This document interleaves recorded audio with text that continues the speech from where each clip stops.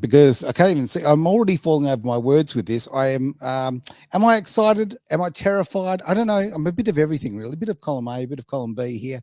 It is Aaron Malloy in the Edge Radio Australia studios with the lovely Terri Messenger, and I'm going to attempt during this show not to shoot the messenger on this one, if I can. We are going to get.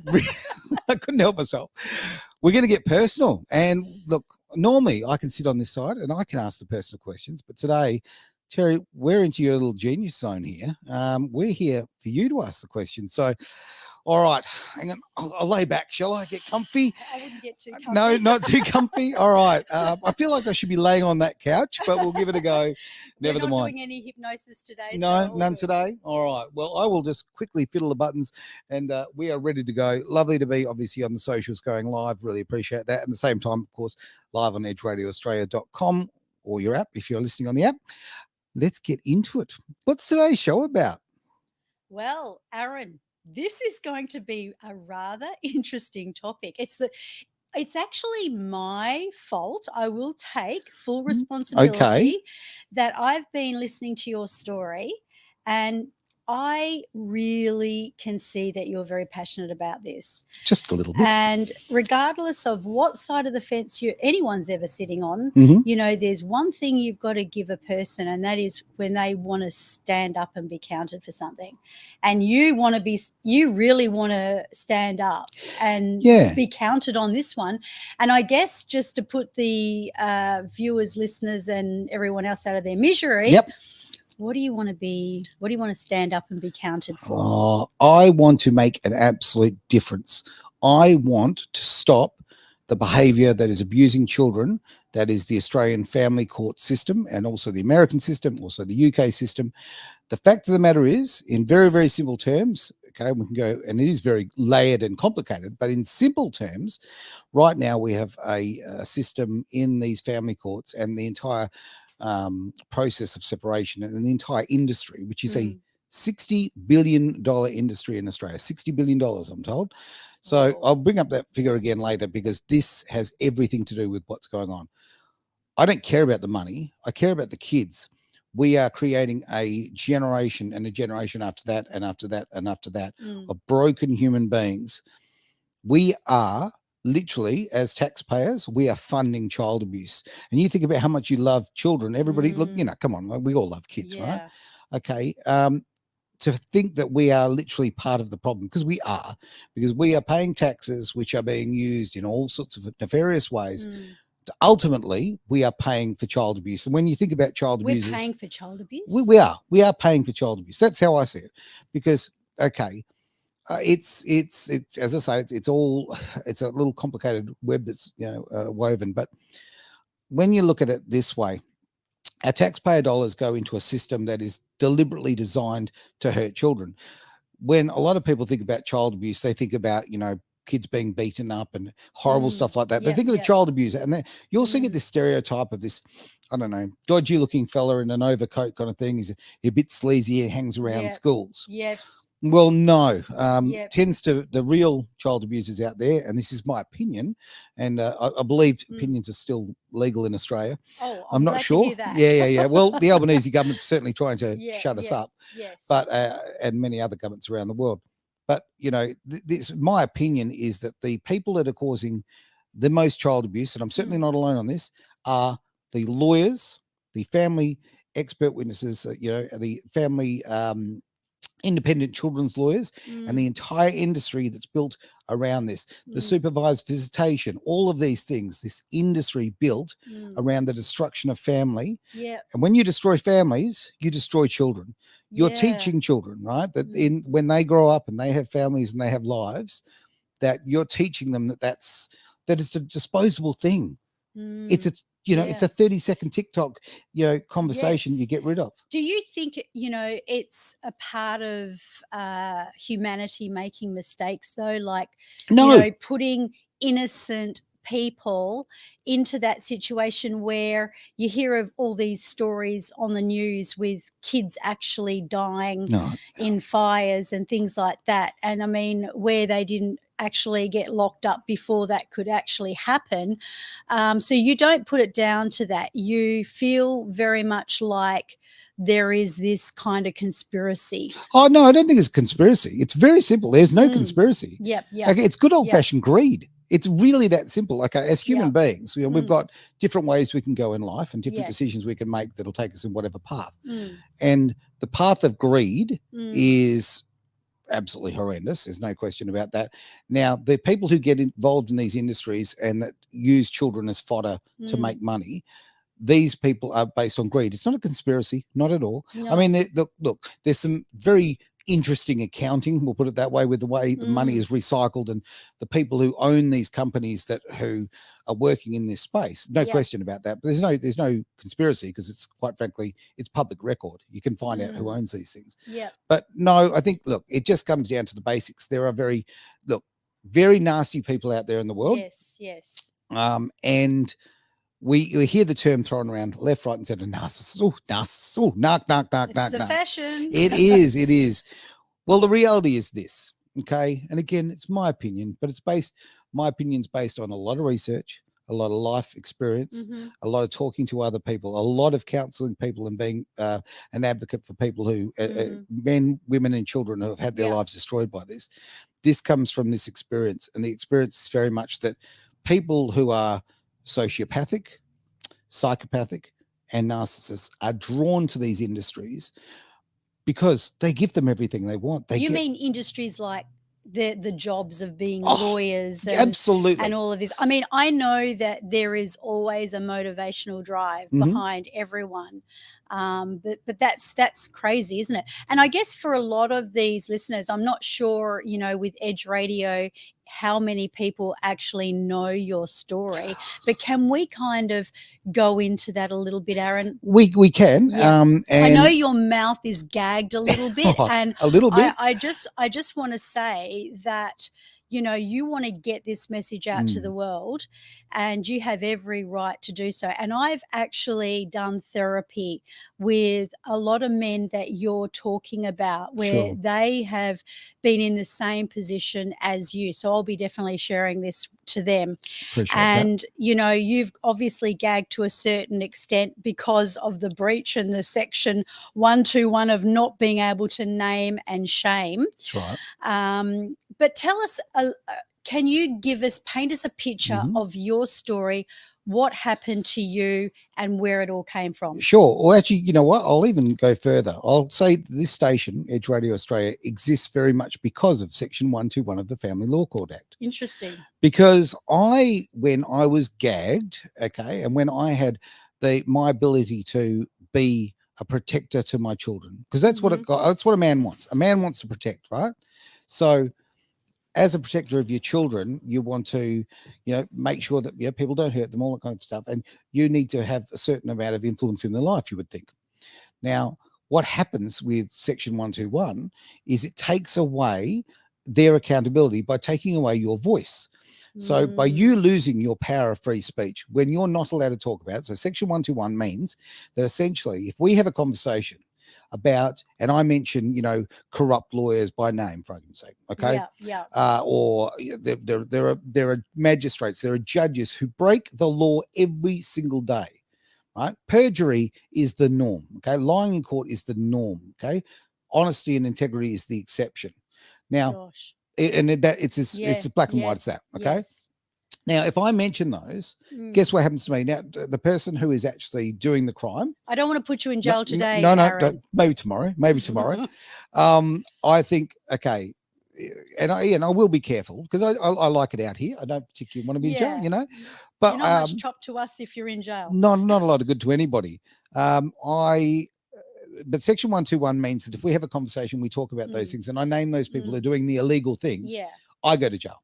Right. Now, they get off scot-free because in this state, in Western Australia, the LPCC and the CCC work in tandem and very much obviously with the family court to cover up illegal activity and immoral activity by members of the legal profession. Now, I want to make something actually clear before I go any further.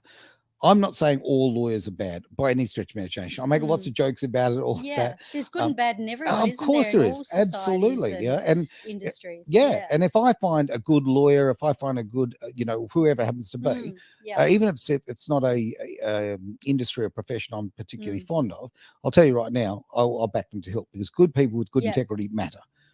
But when you're talking about this, we're talking about an industry that basically will go after you and will punish your children for their own crimes. The whole thing is literally a protection racket. LPCC, Triple C rather, those two with the family court, they go after each other. Yeah. Go after the person that will go public about them, and they will cover up for individual crimes within. So okay, going into my case, and why Edge exists was certainly the catalyst, and there was also the experience with the little Wu flu that happened a couple of years ago. We all know about that. When I saw so many people losing their power of free speech, losing their power of autonomy over their own bodies, losing their control of themselves because government is just working as overlords, I thought, I've seen all of this before because I've lived this. I've been living this. And I was a guy who was, worked in broadcasting for a long, long time. I've had jobs where I've always had a voice, right? Now, the family court took my voice away, took my ability to protect my children away, right? And then made me effectively the criminal for speaking the truth. Now we look at, Julian Assange has just been released, okay? A man who actually, what he did is, I'm not putting myself in that category by any stretch of imagination, but I just want to make the parallels for every mother and father out there fighting for their kids. Okay, Assange was put into jail and being held in so many different ways. Why? Because he exposed criminal activity. Now, why does the person who's the whistleblower, why is that person the criminal? So in my situation, this is why this station came to be.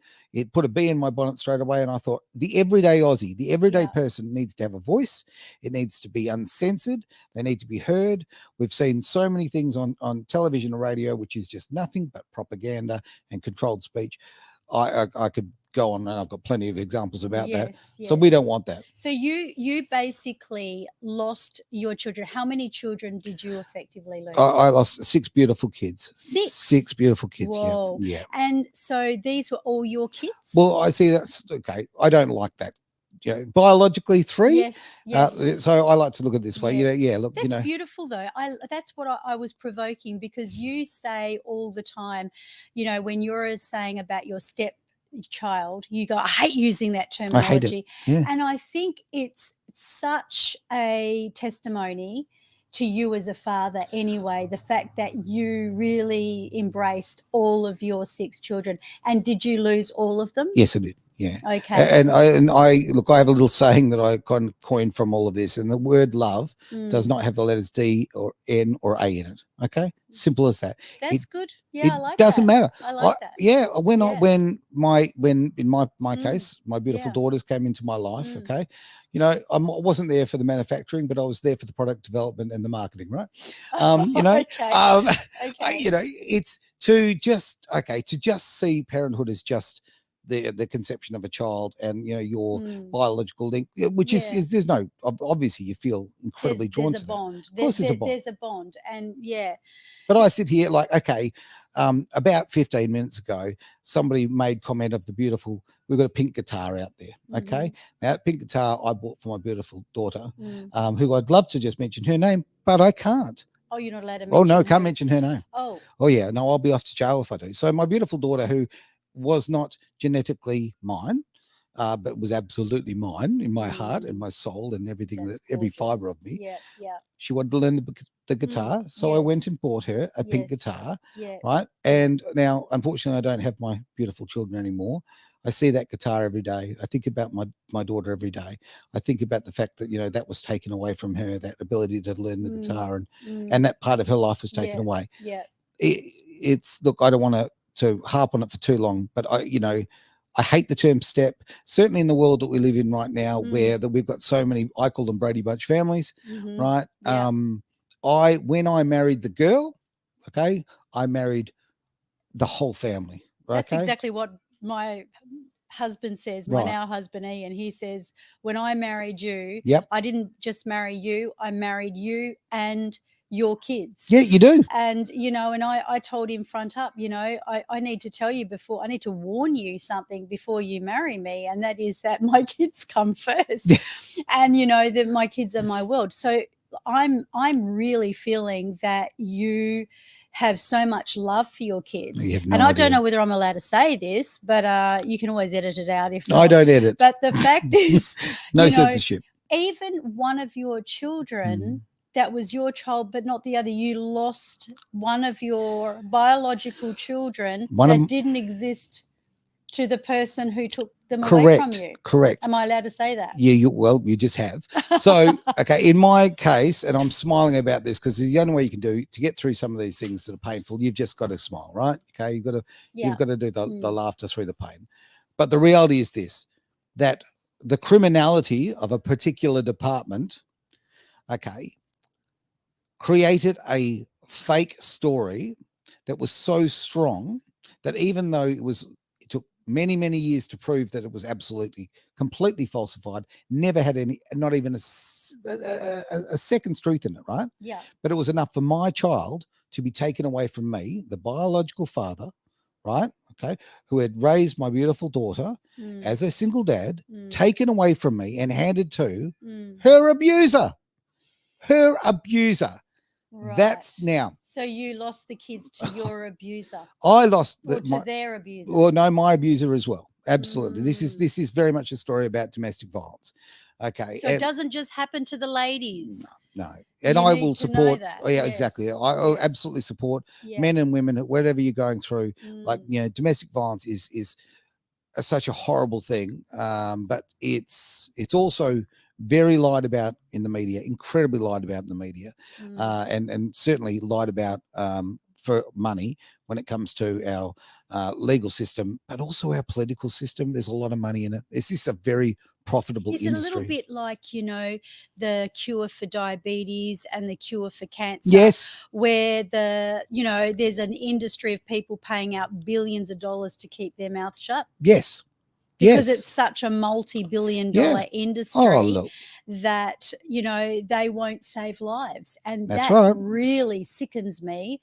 And, you know, it sickens me what you're saying about children being deprived of parents because, you know, if that other parent knew what they're doing every time they put that other parent down and they take away, because you know, every child needs their mum and dad, Aaron. Yeah. Oh, they do. They need their mum and dad. I mean, sure, if there's an axe murderer on the scene, you've got to consider without doubt.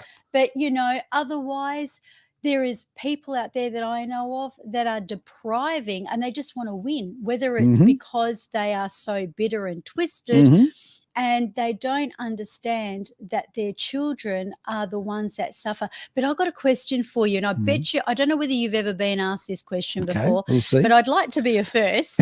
And the question is, let's just say one of your, what have you got, by the way, girls or boys? Am I allowed to say that? So, yeah, absolutely. So I've got 2 boys and 4 girls. Right. Yep. So if your girls and boys just happen to hear this show and what we're talking about, what would you say to them? What would you want them to know? There's so much. And by the way, is that a first?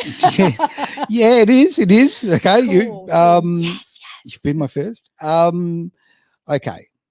Right. There's so much I want to tell them. You know what the thing, you know what's really hard about this?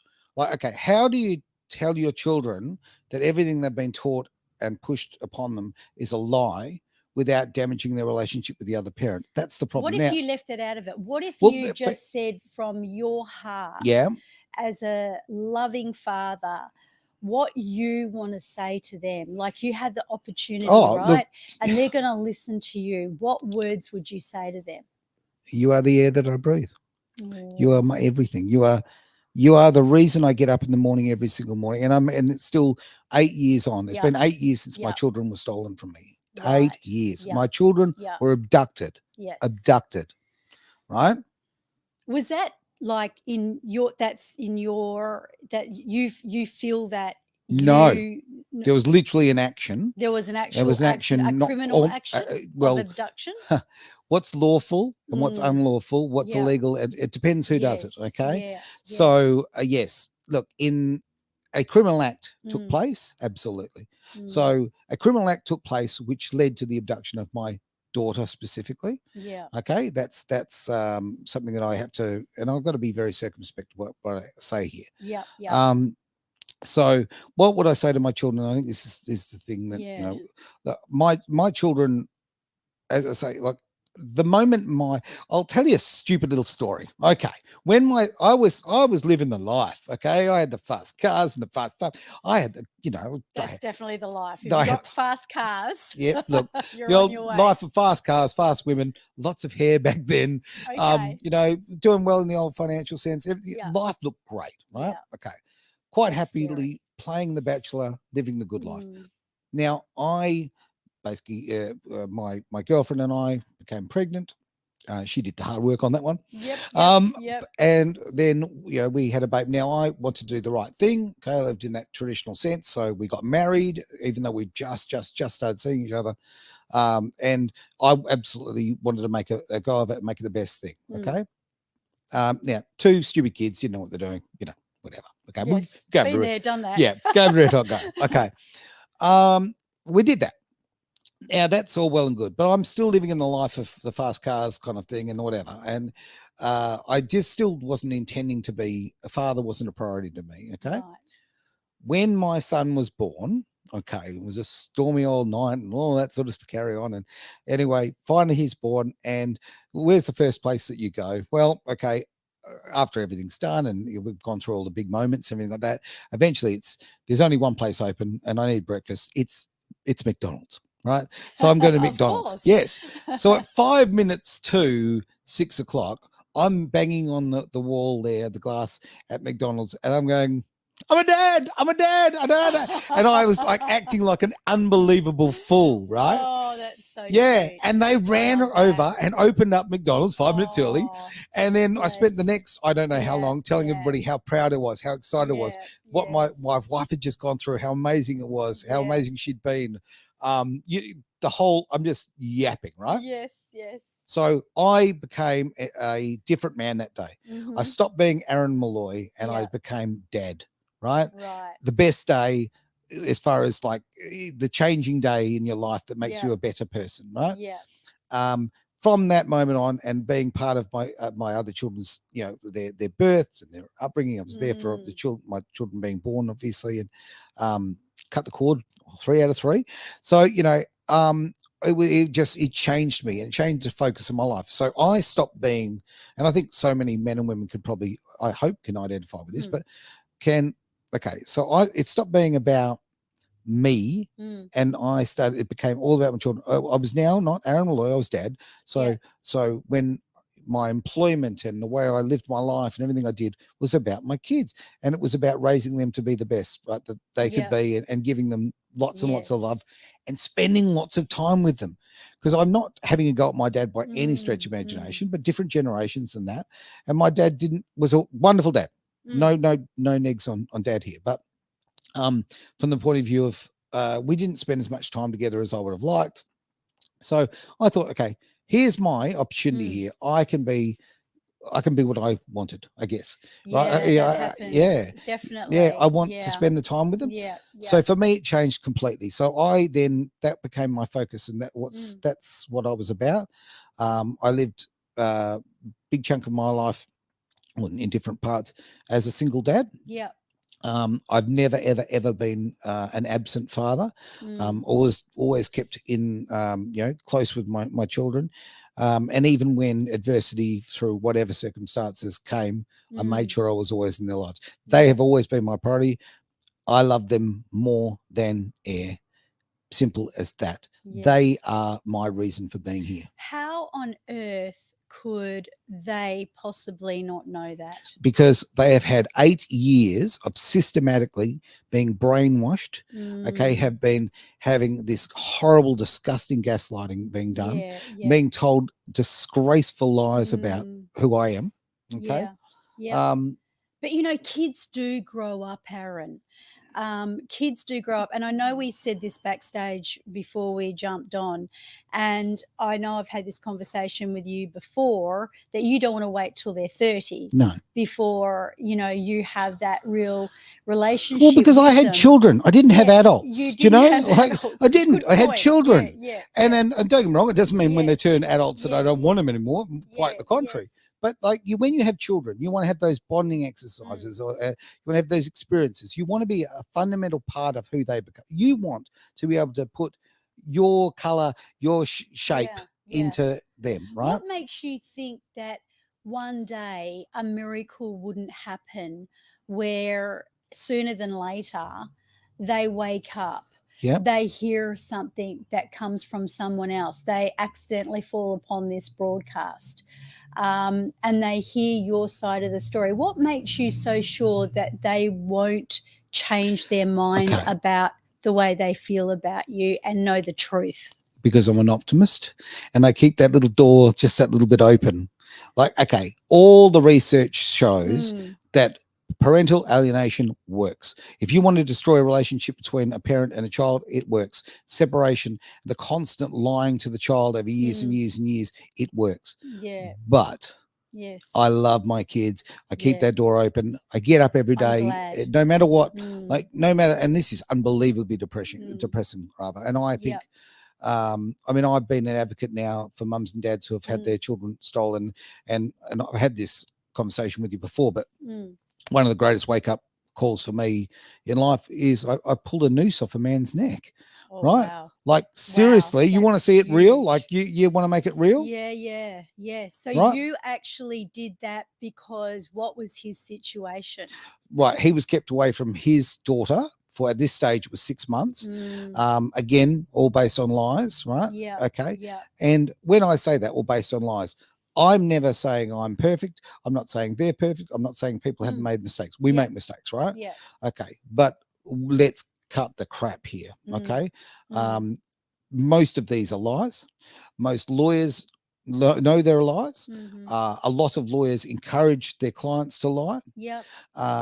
Family centers will invert those commas, such as disgraceful places like, look, I'll give you a random example. Patricia Giles Center, which is a refuge for men, for women rather, in men, silly me, for women in the Joondalup area, right? They systematically have counselors there who teach women how to do this. Yes. It's disgusting. It is. It is disgusting. But and you hide under you being mentioned Julian Assange, right? Yes, I did. Yeah. And he got into trouble for speaking his truth, for blowing the cover on people. Yep. What makes you think that you can't be a Julian Assange one day and actually rise up and have the world clapping, cheering you on, and saying that you've won this? Well, I don't chase the applause. I'll tell you that right now. You don't need to. But what I'm the I know most important part of this is that he got let out.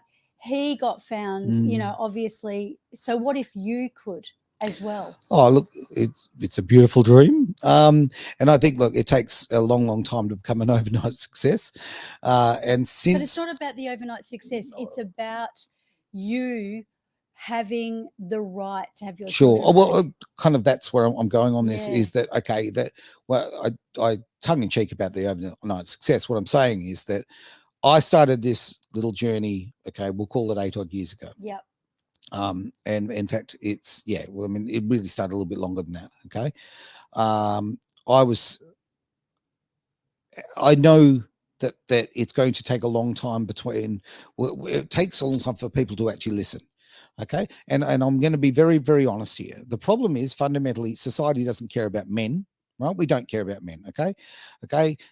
You know, do you think that's generalized a little? No, I think it's pretty bloody accurate, actually. What if it wasn't? Okay. I mean, surely, there is some people who feel also that men get favored, that they are the king, they are the ones perhaps that have they should more open right. their eyes, because it's completely unrealistic. And I don't want to turn this into a gender war at all, right?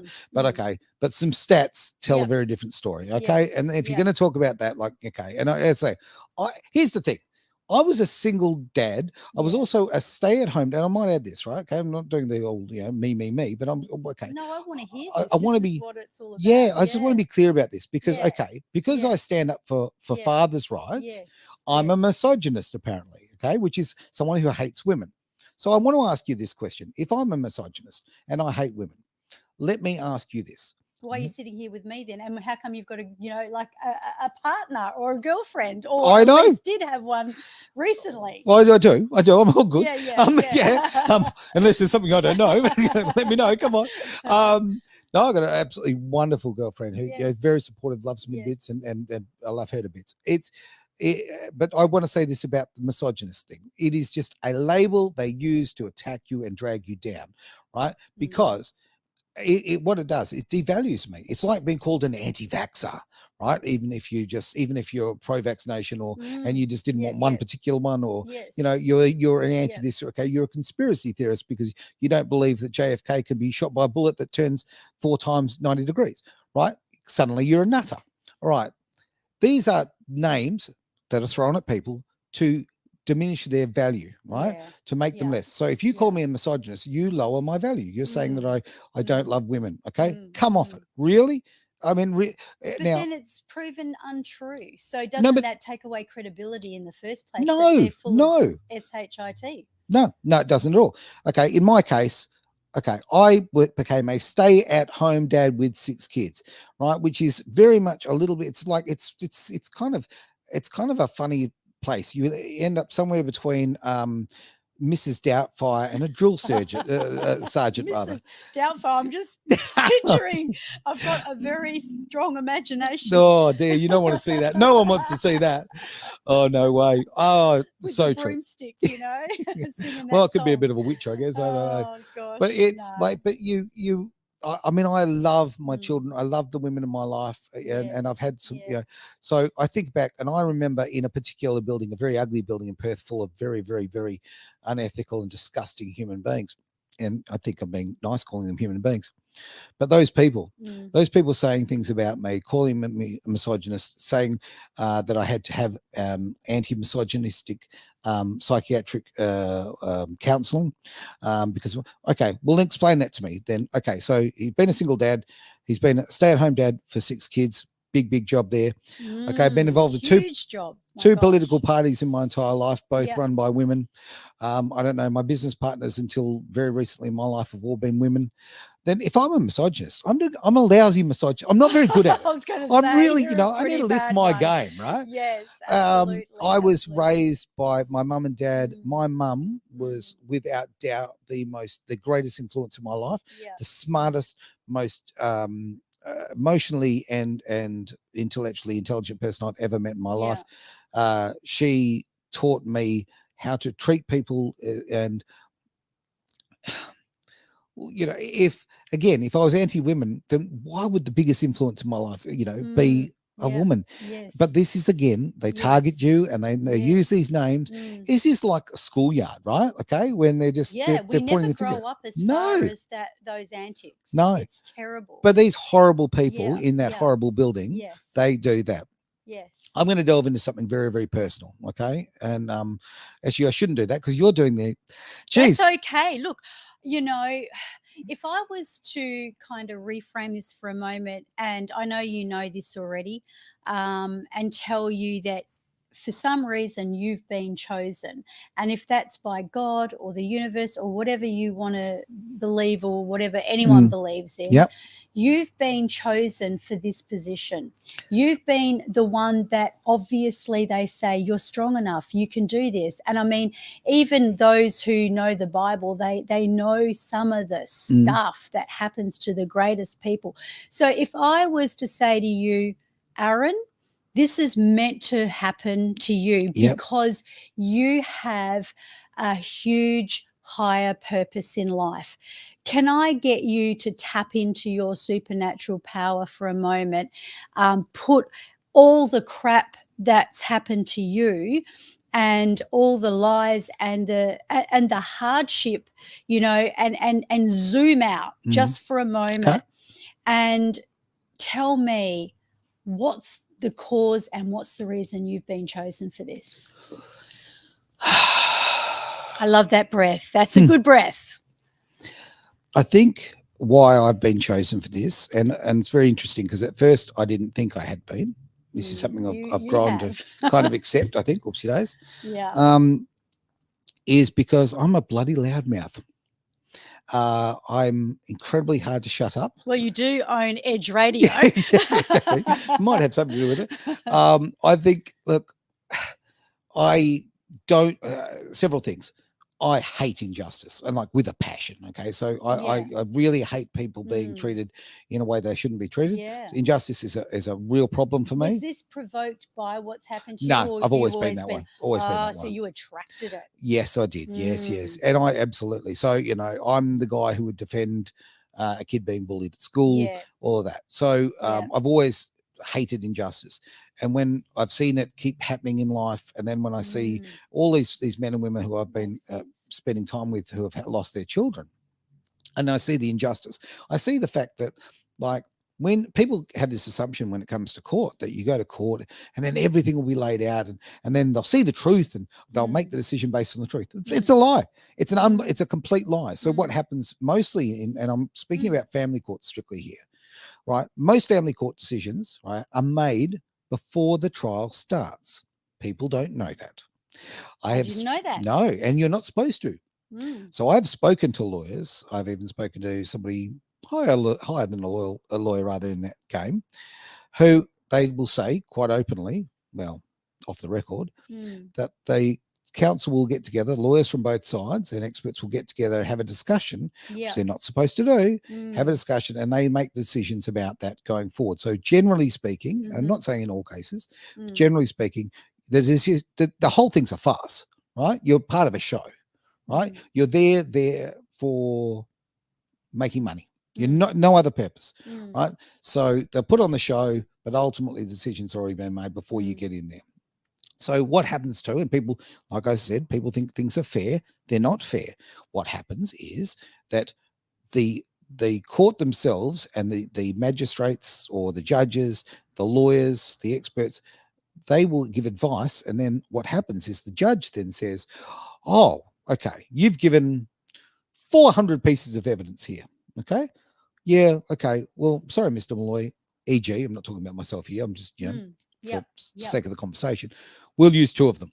Okay. So they will literally throw out 398 pieces of evidence and only use 2. Right. And generally use the 2 that will actually help their narrative. Well, that's not very fair. It's not fair. Okay. There is no justice whatsoever. It is not a justice system. It is a legal system. It is there to make money. It is purely about that money and power. That's what it's about. And I don't blame you for feeling that way because, you're a dad that loves their children, that loves his children, and they've been taken away from you. So, and they've made a mistake, and because that there's been such a but there's no mistake. But they've made a mistake to do that to you. So, I mean, here's you, one of the most loving fathers that just is so unselfish about it. And just the way you speak of all your children, all 6 children, biological or not biological, is enough to tell me, paint a whole picture, which is worth a million words. So, I feel you've been chosen for this role. This is your zone of genius. What would you say to the man out there that's grieving, that's been accused of horrendous things, because I've heard of this, that's lost their children, and their children have even been kind of like ingrained in whatever has been said by the other party? What would you say to that man listening? Okay, what I'd say is several things you need to do. You need to avoid family court at all costs, no matter what they do. That's the first thing you need to do. Okay. Try and settle it between your partner and you. Is that what you mean? Absolutely. Yes, definitely. So I agree. Maybe get a mediation service into play, but you keep it away from them. How come that couldn't happen? Did you actually work towards that? Money. So if you want more money, okay. So there's a very, very simple system in Australia that if you are of a particular persuasion, and if you tick a particular box on a form, you get free legal. Right. So what happens is organizations will support this and promote this and actually get you to tick that box. If you tick that box saying, is domestic violence an issue, or is it potentially an issue, or is it possible, then tick, instantly you got yourself legal aid, which in a lot of cases, most cases, becomes free legal. Yes. Now, by doing that, right, now I speak to a lot of men and women who have gone through this court process. The average spend of most of the people I've spoken to is about $180,000, what people are spending in court. So, right, if you're handed an ability, right, if you're handed an ability to get free legal or spend $180,000, what are you going to do? Right? You're going to tick that little box of utter lies. Right. And of course, understand also the wording, okay? Because I can't remember what's written on the form in verbatim, but effectively this. Is there a chance of domestic violence? Well, of course there is. Of course there is. Because right now there's a chance that I might jump up and down on this chair like Tom Cruise and start beating my chest. It's highly unlikely and ridiculous, right? Unless I sort of suggest one of the NLP techniques where we sort of get into state. Well, maybe I will seek my inner Tom Cruise. Thank you, Oprah. Wow, that was the biggest compliment. No, so not. Okay. I always wanted to be. I know we're very different on that one. Look, there's a great example of people who have very different ideas about people, right? And we can still be friends and we can still have conversations. But yeah, look. It's possible that I would jump up and down like a monkey, right? Yes. But what's the problem? It's ridiculous. So the way it's written is written by lawyers. It's very intelligent because it's written in a way that leaves that ambiguous, because lawyers leave gaps everywhere. That's what they do, all right? They leave loopholes, like politicians, same situation. So they do that. So my first thing would be keep away from that hellhole, all right? Yes. The next thing to do is, get mediation. The next also thing is please keep calm. Now that's the dumbest thing I can say. Calm. Yep, because this is the most emotional experience of your life. World War IV is about to break out. Stay calm, everyone. Yeah, damn straight. Okay, so the people you love most in the world have been torn away from you. They're being held just in front of you, right? Okay, and like, do as you're told, do as you're told, do as you're told, and you can have these back. Do as you're told, and you can have these back. And that they become the pawns, right? Okay. Now that does disgusting things to your mental state. And I know with myself, I went through some unbelievable darkness. As you would. As you would. And I feel like that is also a big piece of your zone of genius, and probably a big part of the fact that you're not in that same space now is that you're very driven. I have noticed that you're a very driven man. You're very passionate. You're very work orientated. Like Edge Radio is just like you deserve all the accolades for that. And because you've been able to inject this energy, which is your driving force, into this, it's kind of risen you up. So I'm almost hearing for another man, if I was going to take a leaflet out of your book, it's almost to find that cause and that zone of genius and that kind of element of what you stand for. If I was to rewind though, so if you could rewind the clock and you could zoom right out, and know what you know today in all your wisdom, and take yourself back to before time, what did Aaron want? Like, what did you want? What did you actually want for your children? Let's just say they were all, what was your dream? What was your goal? What was your vision? Or even if you didn't have one as such, what would you say now that it would have been? I wanted all my children to follow the path that made them happy. Really that simple. And to follow the passions and that they had. I had one daughter was an amazing gymnast. Okay, like honestly, just wow. See, I've got to be careful because I can't use names, but I've got my imagine not being able to say my son. Well, you know what? We'll talk about the tattoo, shall we? All right. We're going to talk about that tattoo. Okay. But all right. Okay. I had a son who was, incredibly athletic, incredibly fit. As I sit here as a fat boy, it was very important to me that my kids ate really well, had great nutrition. Something I was very focused on. They all had very healthy lifestyles from that point of view because I wanted them to have the best they could have, the best life they could have. So, okay, we go down that path. My other daughter, who's incredibly artistic and kind the most gentle, beautiful soul you could ever imagine. Like if you wanted to, if things were bad in your life and you went and you stood near this person, let alone hug them, if you hug them, everything washes away, all the pain, all the agony, it just washes away. There's just so much beauty and I could go through it with my children, but I'm Love not going. covers over everything, It right? really does. But so I just would want them to have the best life that they could have. I would want to give them the skills and the emotional intelligence to choose, make better decisions than I'd made. I don't want to live through my children, but like I'd really like it if I could influence them not to make the same mistakes, because I've made some doozies, right? We all did that. Yes, we did, and we can still continue. To wind a little bit around to what you're saying, I want to tell you something. You mentioned how much passion I have and work ethic for this and that, and with Edge. Do you know why I have those? Oh yeah, I mean, I can hear this. I feel that you have it because it's. I mean, I might be wrong, but from where I'm sitting, it's your driving force as a result of what has happened to you. So you're turning from where I stand in the zone of genius. Yep. You've turned your pain into your power. Got to.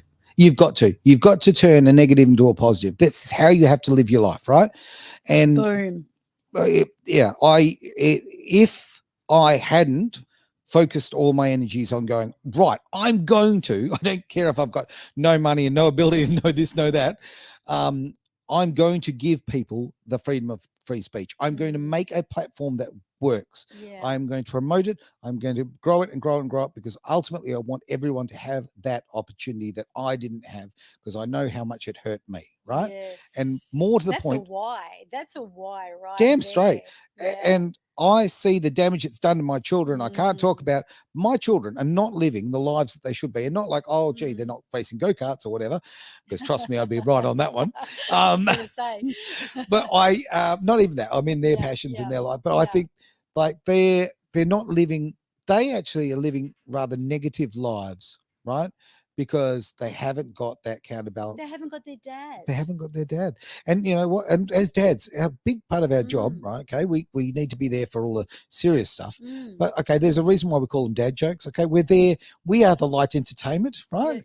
We're there to teach their kids to ride bikes and to do those sorts of things and to challenge themselves. Mums can be, and I'm not saying this in a negative way, it's quite a positive thing. Mums very much can be there to be the protector of their child in that respect. But dads, we kind of give them a little nudge, like if they can ride 20 feet on the bike, okay, we're gonna push them to go 25 and all that. And we and I can't speak for all dads, obviously, but I think that's kind of a big part of our role. And when you're taken away from that, and I've heard recently, I don't know this for a fact, but I've heard, well, I do know this for a fact. It's not true. I can't say where I found out, unfortunately, but I know that one of my children, who was incredibly fit, incredibly healthy, had a body like a swimmer, the little bugger, right? Okay. So healthy. Missed 73% of their school year, right? Due to illness, due to the fact of, and after dad had disappeared, from poor nutrition, right? From being badly looked after and all that sort of thing, right? Has missed all of this school. Now that has taken an incredibly intelligent person, right? That's lost a year of your life, okay, schooling wise. And then of course you got the Wu flu to contend with, how much that damaged our children's education, okay, and his health. So I've just done that. This is so sad, and I grit my teeth because it's sad, but it makes me angry. But see, this is what makes you go. You know what I call it? There's a name. I made an acronym, and it's called GRR. And GRR, like a tiger, a lion. GRR. It's what makes you. It's what fires you up. It's what makes you really, really angry. And it's the power, because G is gold, so it's your gold. Okay. R is recognizing what it is that's really peeving you off. And then the second R is about releasing it. But once you release it, see, this is a big one for you, because imagine releasing this so that you could almost come into you know what? I accept this. but I accept it because I am going to make a stand, not just for 6 children, but maybe 6 million children. And then the last R.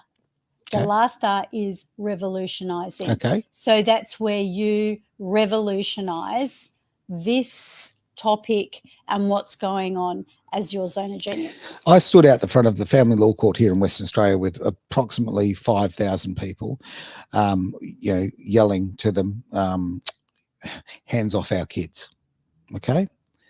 And they don't care. And the thing is, we can get 5,000 people there. That was very, very, that was a turnout that was from something else, right? We can get people passionate about particular things, but it really surprises me why we can't get people, generally speaking, if we can get 70,000 people at a rally about, not being happy about the COVID carry on, okay? Why then do you get 32 people at a rally for family and children's rights? Why? Why? It's just wrong. And it just disgusts me that people don't know that this happens, right? And people don't stand up for it, right? So yes, on your point, I see very much my role is making sure the world gets to know. Okay. Also I want to get to a position where we can identify those who are involved in the criminal behavior, which is abusing children. We need to, now it's a slow burn. It doesn't happen overnight, but I won't stop. I will not rest. And I will actually, I take this, I've got a lovely badge of honor here. A lawyer once told me, said to me, he said, Aaron Malloy is considered the greatest risk to the Western Australian family court in its history. And I was like, yeah, baby. Yeah, I'll take that. You just became famous. Oh, infamous, I'll go with. Your name will go down in history. I don't care. I just want children to stop being used and abused, right? I'm sick and tired of kids being used as a way of, look, financial means is the big one. Okay, let's cut the crap. Money is the root of all evil here on this one. But it is power struggle. It's revenge big time. It's so many lies and kind of carry on. It is just horrendous. And I see so many children have their lives ruined. Like I remember this, and I can say this is something I can say that, again, I've got to be a little bit circumspect, but okay, I am really ashamed of myself for this. During my relationship with my former wife, last wife there, that the one that is central to a lot of this, she had 2 beautiful little girls to her previous partner. Fantastic. Okay. Now I witnessed this taking place. Now she always made it so that that we didn't sort of interact with them very much and with him or his partner. Okay. She also made it very, she was helpful for the kids to see each other and kind of thing, and him very early on the piece until he got a girlfriend, and that changed everything. Then it all became hard.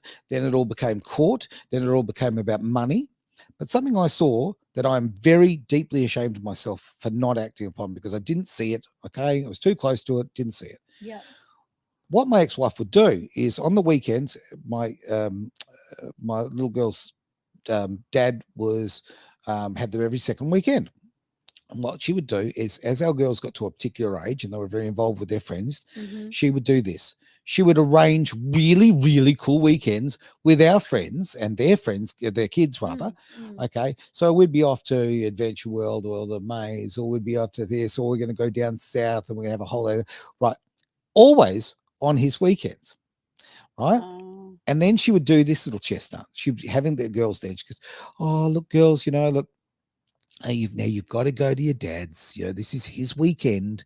I know you'd rather go to Adventure World with all your friends, but it's his weekend, so you've planting got seeds. Yep. And I watched it, and she upped it and upped it and upped it and upped it. And when you look back in hindsight, it's manipulative. Oh, it's just disgusting. You know what? That shows that your child isn't someone that you love. It's a possession.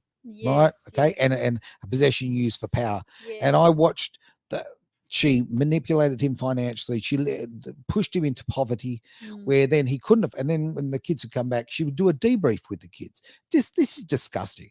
And so, what you get up to, that whole very positive kind of thing. When she knew damn right that poor bugger didn't have any money because she was paying, he's paying child support, Yes. he's Yeah. being screwed over and all of that kind of Yeah. thing, Yeah. and caught on top of that. So, oh yeah, no, it was pretty dull. Oh yeah, oh yeah, we went down to the park and we did this and this, and then she'd go, oh, what a shame, yeah, because we all went down south and hung out with these other friends, okay, and the families. I watched this and I didn't do anything, and I'm so ashamed of myself. That is parental alienation. That is child abuse. You are psychologically abusing your child. And no one wants to hit a kid. No one wants that kind of stuff. No one condones any of that kind of carry on. But I'll tell you right now, emotional abuse and psychological abuse is it's just, far. No, it's worse. It's worse. Yeah. It's worse, right? In my eyes, anyway. Because okay, I'm a male. I grew up as a boy. All right. I can tell you right now, if I got thumped by another kid, another boy or whatever, you know what, we're over it very quickly. And I'm not saying it's the same thing. Yeah. Okay. I'm not saying it's exactly the same thing, but there is whereas I still, I know things that were said to me as a 10-year-old that still cut and hurt me today. Yes. So the words do work. Yeah, look, I agree, because there's more people that come to me about emotional distress and what goes on than physical, where they got hurt. They get up and the saying, when you're a kid, sticks and stones may break your bones, but names will never hurt you. What a load of rubbish. Bull. Absolute bull. These are the things that get ingrained. So, the question I want to really come back to is, if you, in hindsight, could make a change here now because of everything what would be happening in this world when people face breakups, children are involved?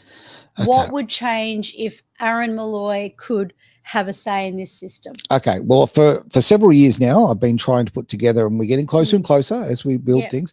I want to make a drop-in centre for men in Western Australia, because as it stands, there just aren't any where men can come and get information about these sorts of relationship breakups, stuff with kids. This is really important. I actually want to dedicate it to my dear friend Russell Goodrick, who lost his life a couple of years ago. A lot of people know Russell very well. Yes, I remember Russell. The news reporter. Yeah, damn straight. I love that. Like, honestly. Yeah. What happened to Russell? Great mate of mine. Right. And he lost his 6 kids as well. Is that right? Yeah. He got completely screwed over, like you can't believe. Same sort of thing, all the manipulation, all the whatever.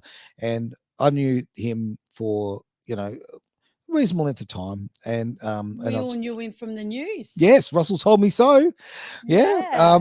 It was, he was part of my growing up. And then it's really surreal when you grow up and then, you later become friends and close friends with these with people. It's amazing. But he was broken. He was broken till the day he died. And in fact, I personally believe I didn't know that he died either. Yeah. Only a couple of years back. And it was tough, because he was a guy who he was a big part of I was about to say he got me involved in the father's rights stuff, but that's not entirely fair. Travis Carter also was a massive influence. Good old Travis. Travis, geez. Between those two men, I didn't have a chance. Russell got me involved in politics and the political angle of trying to stop this from happening, which opened up just an absolute Pandora's box of just criminality from a lot of our politicians who literally are legally bribed to keep this machine alive and working. And so, look, I want to have the Russell Goodrick Centre. I want a place where men can go specifically, because no offense to women, but you've got plenty of places to go. Therefore, he's left his legacy. Damn straight. Oh, yeah. So you're behind that. You want to get behind that legacy. That's huge. Yeah, well, it's got to happen, because I know this. If black and white, when this happened to me, okay, if I had somewhere I could have gone and I could have gotten good advice, right? Okay. Or even some honesty. Yeah. Right. The outcome would have been, I would not have lost my daughter for a start. right? Absolutely no question about it. Yeah. I would have not lost my children. Like this would not have happened if I had gotten good advice. Now, I'll tell you the advice I got, right? And this is the quality of advice for men when it comes to this. So I'm absolutely at the bottom of my life here, at the barrel. There's just nothing positive going on here. Okay, so I go into the government sponsored, the mental health clinic up there at Joondalup, and I'm going, I am in unbelievable crisis. Okay, this is what's happened to me. I need help. Please, can you point me to someone who can help me? Yes. They took me into a room and they sat me down, and these two men then sat there with their little cardigans and had their little conversations with me. And during the conversation, I was listening just to the phrasing of this one particular gentleman. Okay. And he was saying, I completely understand, Aaron. I've been an alienated father. I've been kept. Now, understand, by this stage, I've only been kept for my kids a very, very short amount of time. Okay. Really short amount of time, but still painful. Okay. Yes. I'm fighting for my child. My ex-wife is using the legal system against me. She's making false reports to police, all sorts of goodies going on there, right? Which I can, by the way, absolutely prove, right? Prove.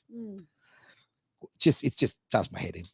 But anyway, I go there. One gentleman says, this is the help I got. One is talking away. And I said, look, I've got to ask you, how long were you alienated from your kids? He goes, 18 years.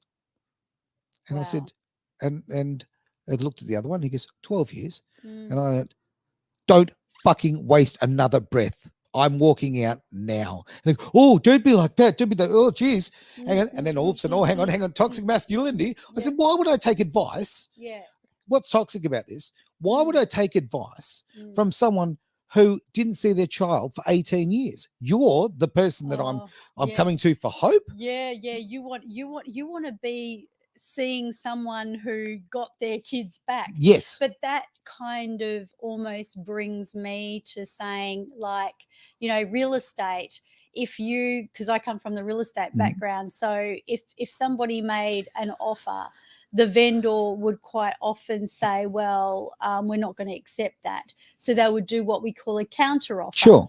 So is there any such thing, as counter suing or counter, going back and actually reclaiming with everything now and actually turning this around? No, because there is there's zero interest in. Okay, I will give you one story. Okay, so my ex-wife went through a lovely run of having me arrested constantly. Okay, violence restraining orders, the greatest. Oh my word, they are just so powerful. They are fantastic things. The way that the law is written, and I see some comments coming up there, which is I really appreciate. Alfred's made a very good couple of points. Yes. But these violence restraining orders are guys. Biggest lie. They're just an absolute lie, right? So you can say, I could say, if you and I had been in a relationship, you could go into court and just go, they to say, well, what evidence do you have? Well, you don't need evidence. So no evidence is required, because in 2010, 2011, through that period, Julia Gillard removed, the need for evidence in any family violence restraining order. So you don't need evidence, right? Okay. So you could just go in, right? And they'd say, why are you here, Terry? And you just go, I fear Aaron Malloy. They go, okay, boom, boom. There's your violence restraining order. Now, is that right? Yeah. Just because they said, do you know from a psychological point of view, from even where I come from, just the fact that you're stating all this kind of almost annuls your guilt or anything that they're trying to hold against you, because you're coming out and you're stating this. You're not trying to hide it under the carpet. You're not, so just that little fact, it's not rocket science, that it's you belong with your kids. I lived it. I watched it, and I experienced every bit of it. You said about recourse, as far as against the courts or the police. Well, I'll give you an example of wonderful recourse. Give it the short version, because otherwise, we've already gone over. I know, and we'll deal with that later, I guess. But okay, now when I still had my daughter living with me, my biological daughter, before they abducted her, I sent an email to the school, first day of school. So I sent an email to school. I ring Police Central. I ring the local police. I send an email to my ex-wife's lawyer, okay, and I also contact the school and allow them to know I'm going to be at the school. It's first day at school, got a lot of books and stuff. I'm not allowing my daughter to carry all those in. So I will be at the school between, and please don't quote me on this because I can't remember, it's 8 years ago, or ish, something like that. I will be at school between, let's just say it was 8:45 and 9:05, I think, something like that. So I'd give myself a window. So anyway, I went there that day. So my ex-wife's aware that I'm going to be there. She knows I'm going to be there. Everybody knows I'm going to be there. Okay, because a big dangerous man. Oh, dangerous! I could tell you, write an email. You're scary, Aaron. I know. I can see you're terrified. So I'm there. That's what we're doing. So I'm not stupid. I actually have got the phone recording. So I put the video on to record. Okay. And that's some advice, by the way, for any men and women out there going through this. Record everything. Everything, yes. Yep. Get yourself several recording devices because you'll need them. Anyway, but okay. So I just have the phone desk down by my hip. Okay. And I take my beautiful daughter to school for the first day and carry her stuff up there. Anyway, I'm there and I've got the thing there, videotaping away. And I'm having a conversation with the teacher and it's fun. You know, and I had a wonderful relationship with the school. We just got along like house on fire. So very positive. Anyway, so then I notice 70 meters away, right?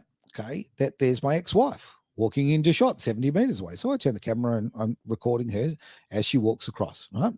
Okay. So she walks across and then walks into the classroom next door, which I believe was not even any of our children's classroom, but okay, steps in there. Then, so she's now about, I'm going to estimate 7 meters away from me. I'm not allowed to be within 10 meters of her. Oh, I see. Right, okay. Right. So she's now 7 meters away. So she steps into that room. Okay. She then steps out with her phone and goes and takes a picture, right? Of me, right? And then leaves immediately to go down to the local police. To set you up. Set me up. Right. But you had all this on. I've got the evidence. Okay. So yeah, absolutely. Right. Whoa. I've got the evidence. Right. Smart man. Okay. Well, so I go there. I finish up. Boom. Give my little girl, her goodbyes and everything's fine. Okay. So no problem. That weekend, my little girl wasn't with me because she was with her biological mum, who, by the way, has also been excluded from her life. That's what I can't get over. That I tell you what. Piece. The law's a wonderful thing. Yeah. It's very child focused, tongue in cheek. Yeah.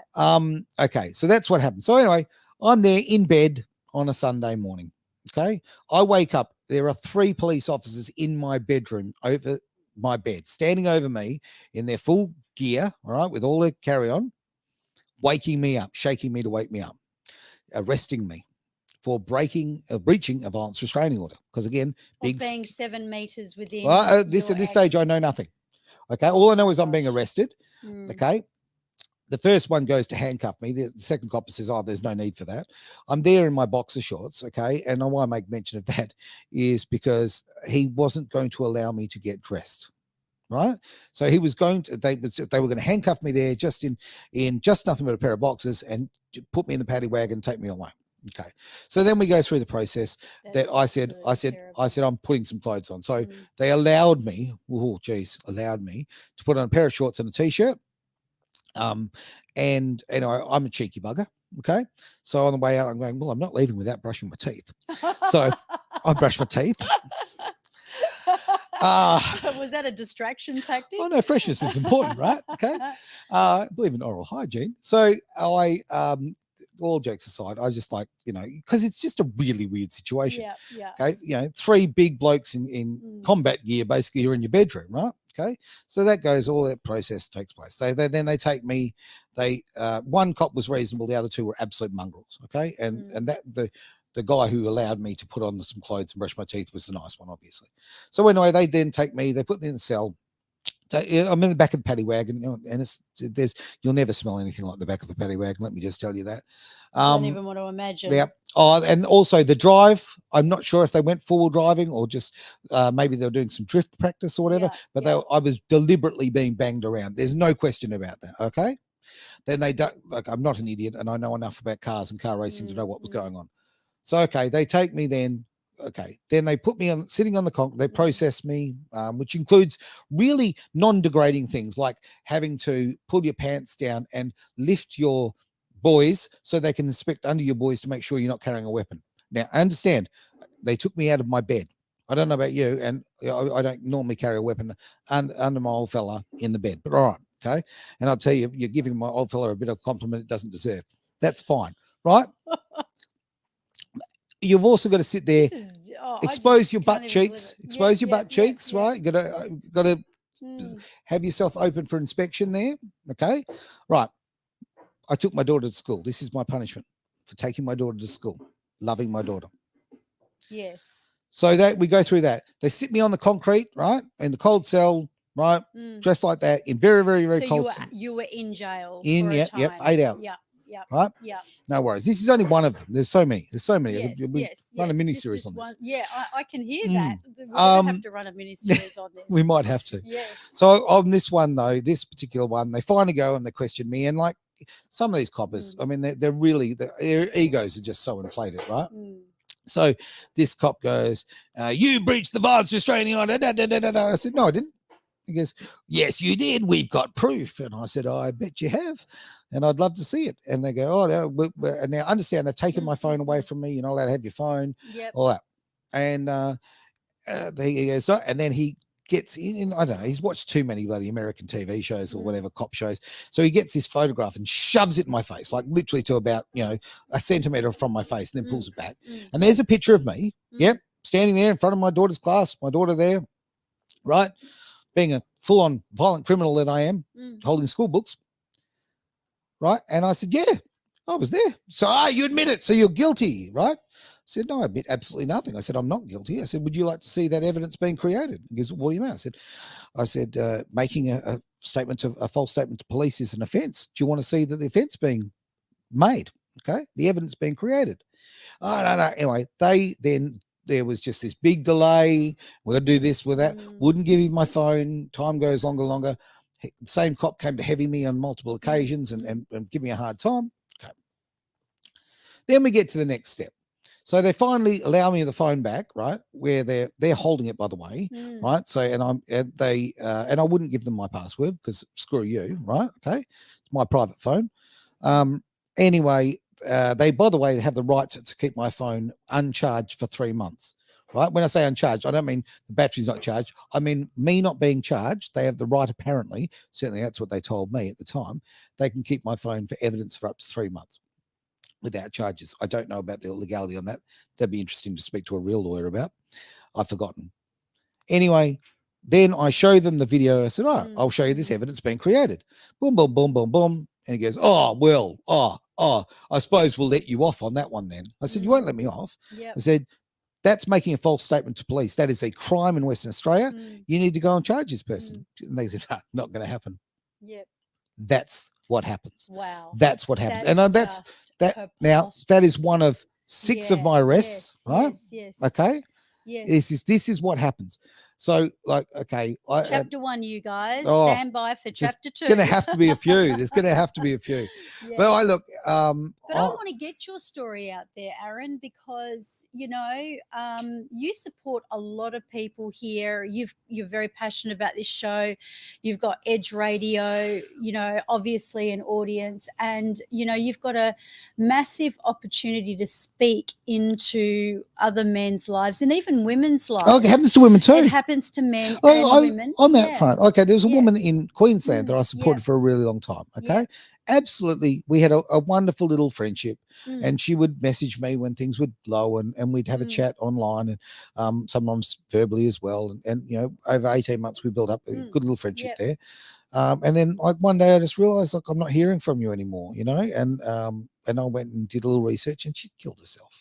Oh gosh. Right. And you've seen that obviously happening to men too, because they felt like they've lost their children and they've lost everything in their life. 76%. 76% of suicides in Australia are men. Yes. Now the figures as a result of losing No, their children? that's just straight out suicide. Right. Yeah. Okay. Now the figures vary, depends who you talk to, depends on what ABS figures you look at. You look at independent figures.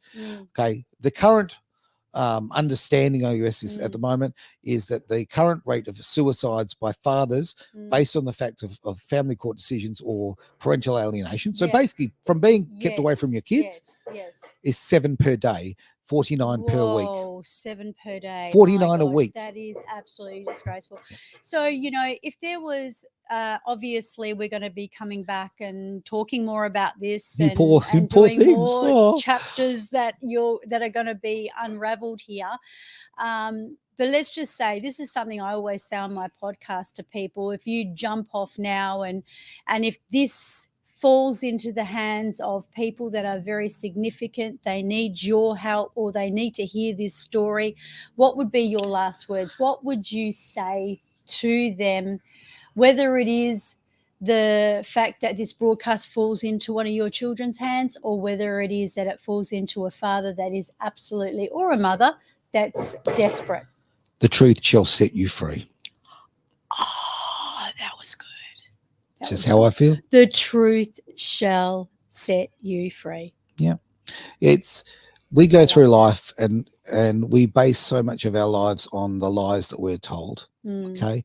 And when you actually find out the truth and you find out what's happened, I talked before about my ex-partner or ex-wife and her ex, and what the tools that she used to manipulate those girls and hurt those girls. And I saw how it hurts those girls. Well, I can tell you how much it hurts those girls, because those girls now don't have a father because they've lost me. But you know what? He killed himself too. Oh, okay. That's just horrible. Yeah. And if people understood just how many lives, forget about male, female, because I know that we want to turn this into a gender thing, yada, yada, yada. I just don't think it's got anything about gender. You know what? I think it's about what's happening here and the stand that you're making. That breaks my heart. That is heartbreaking. And if my children or any other children out there could hear, I had a discussion with a woman I know really well, who's in her early 50s, who only just recently found out that her entire life of hating her father was based on a lie. And she found out after he passed away. And her whole existence was based on nothing but a lie. Yeah. I feel like I want to sort of say this, but I wonder if, we've been talking for a long time, and I'm conscious of that. But I want to tell you something, and this is going to break. Well, it just breaks my heart. Full stop. Okay. The reason I lost my daughter was a 100% lie, and it took 6.5 years to prove that it was a 100% lie. And the people who were paid very, very well and positions of power and control were so invested in the narrative of this lie being true that it has damaged, destroyed my life, and most importantly, it has destroyed my children's lives and my daughter's life specifically, right? A lie that made a lot of money for a lot of people, created a lot of power for a particular person. And that lie is this. There's a lot of talk about people who suffer abuse, how they go on to re-abuse, okay? The cycle of abuse. Yeah, yeah. Statistically, it's 30%, okay, of people who are abusers were abused as children. Yeah. Okay. Hurting people hurt people. Yeah, spot on. So, okay. Now, I've talked earlier about this in this video about my mum, who was my best friend, okay? And just a wonderful human being, okay?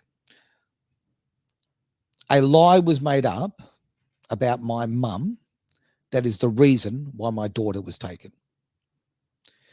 So, somebody made up a lie based on no evidence whatsoever that apparently my mother sexually abused me, an inappropriate relationship with me for years. That was then taken to the ugly building, to the people making lots of money out of ugly stories and lies, never checked, never validated. I wasn't even asked about it. I wasn't even asked about it by anybody with qualifications or letters after their name. Nobody asked me if this was true. Nobody asked me how, if this was true, how it's affected my life and all that kind of thing. I found out 6.5 years into this. I got a little bit of a warning shot earlier, but okay. But it was defined 6.5 years later. I can sit here right now and tell you I was not sexually abused by my mother. It is a complete lie. You wouldn't even mention it if there was any. Why would I? You wouldn't. You know, it is disgusting. it is. Yes. You've taken a woman, right, who gave her life to her children, okay, who was an amazing human being, right? You've sullied her history, her story, her memory to all the people who love her by telling this filthy lie just so you can make some money, just so you can get control. And what angers me more is the fact that the people who believed it and didn't even, you have a duty of care, you have a responsibility as a professional to at least find out if this is true or not, okay, to make that up, right? You have forever damaged my mother's reputation. You have forever destroyed my daughter's life. You have taken me to the absolute brink of suicide. Why? For money and for power. And as much as I don't like the person who told the lie, I'm actually angrier, and I've got every right to be angry. By the way, all this anger must be toxic masculinity, surely, right? Better out than in. No, these labels, it's ridiculous. It's ridiculous, okay?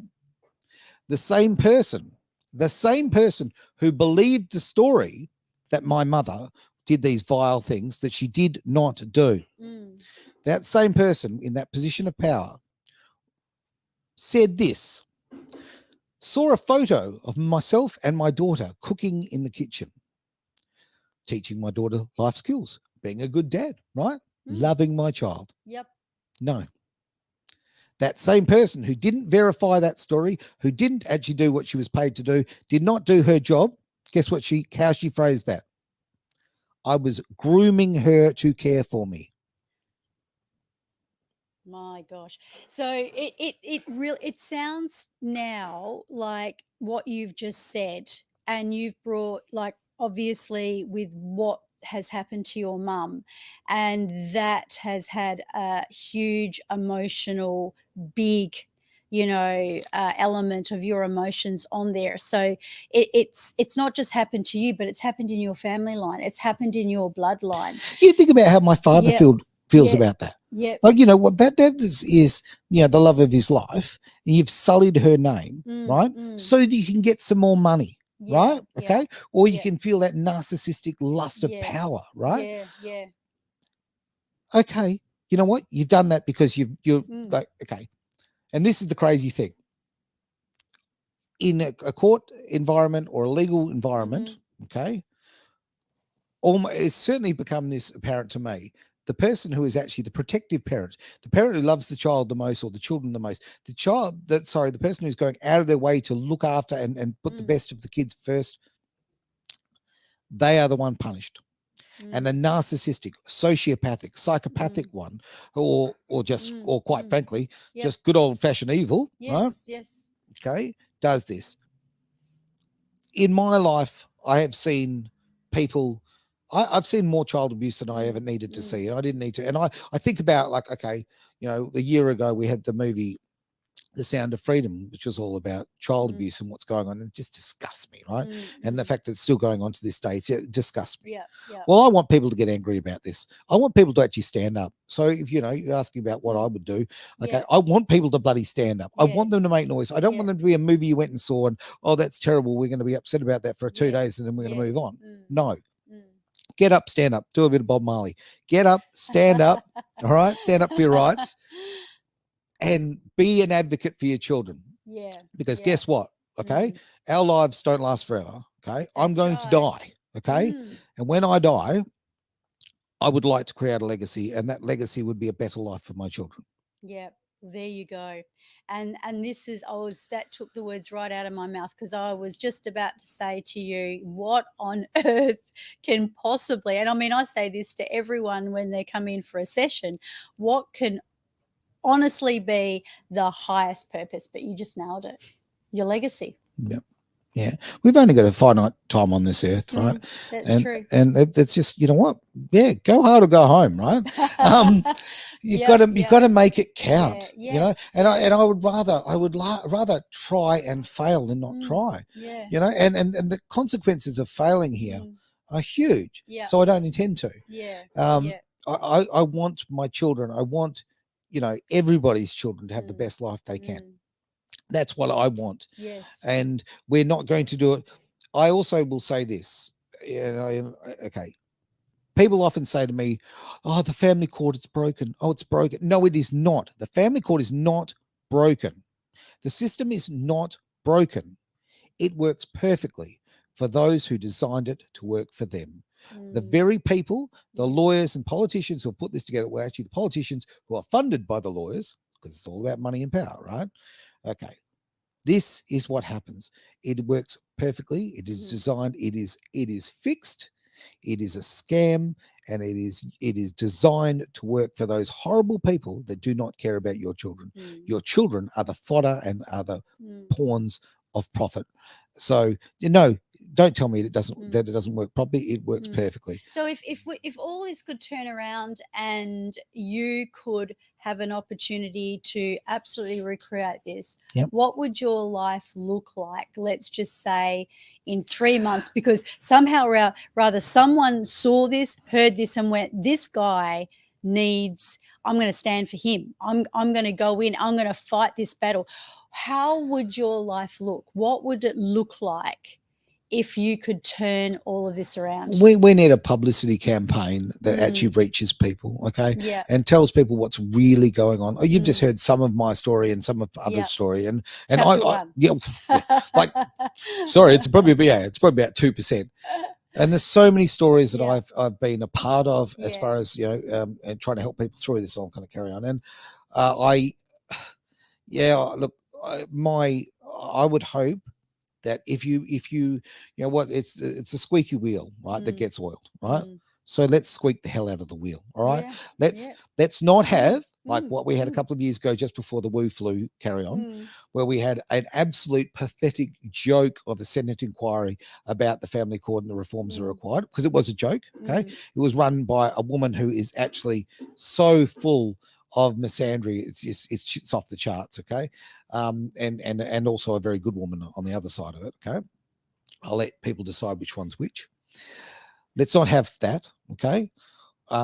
We've talked about getting a royal commission. Royal commissions, look, they've got their uses, but ultimately we need to start telling our politicians, we don't accept this anymore.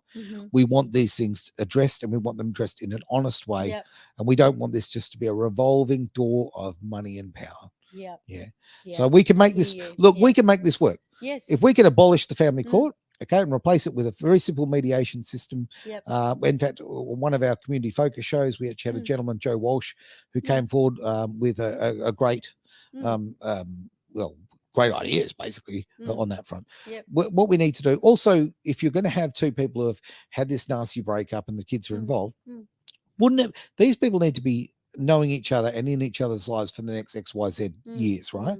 Why not do something that's not adversary? Why not do something and you try and make that relationship as positive as possible so you can give your kids the most positive experience? So would it be fair to say that in that vision that you have, like making a stand, standing up, being the squeaky oil, that you would love to see your family reunited, as in your children and you? No question. And on that front, can you imagine that though? I don't imagine that. Yeah, look, I didn't even wish my ex like any negative. Like, please go and have a wonderful life. Because if you have a wonderful life, then my kids will have a wonderful life by extension. And right? That's love. When you do what's best, regardless of putting all your feelings aside.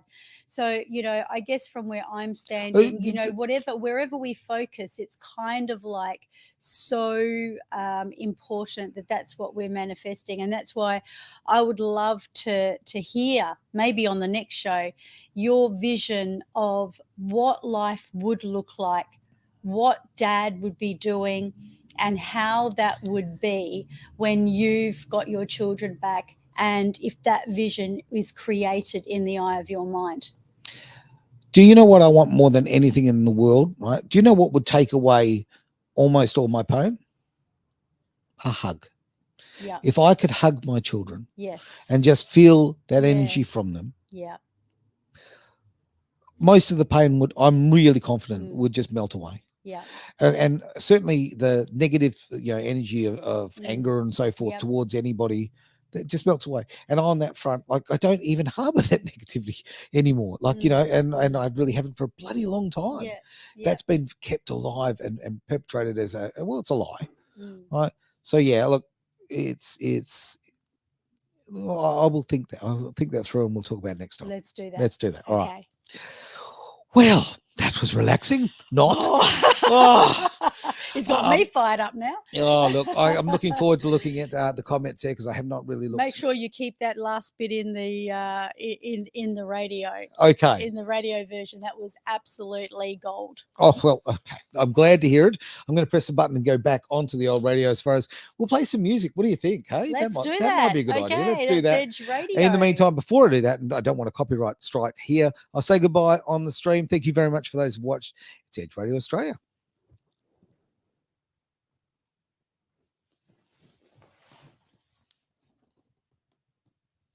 Yay! And I'll get